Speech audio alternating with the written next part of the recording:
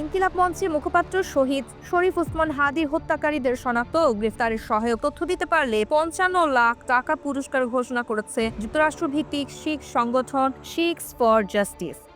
সোমবার সামাজিক যোগাযোগ মাধ্যম এক্সে প্রকাশিত এক বিবৃতিতে এ ঘোষণা দেয় সংগঠনটি।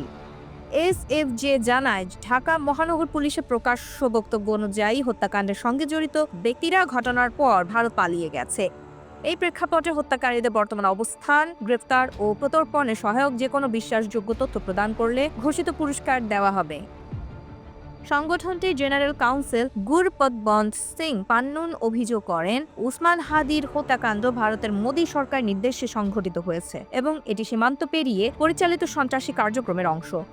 তিনি দাবি করেন, এই হত্যার ধরন কানাডায় শিখ নেতা হরদীপ সিং নিজ্জর হত্যাকাণ্ডের সঙ্গে মিল রয়েছে।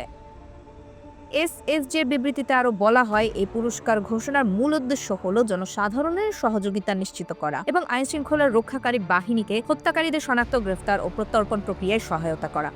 তবে এ বিষয়ে এখন পর্যন্ত ভারতীয় কর্তৃপক্ষ কিংবা ঢাকায় অবস্থিত ভারতীয় হাইকমিশনের পক্ষ থেকে কোনো আনুষ্ঠানিক প্রতিক্রিয়া পাওয়া যায়নি।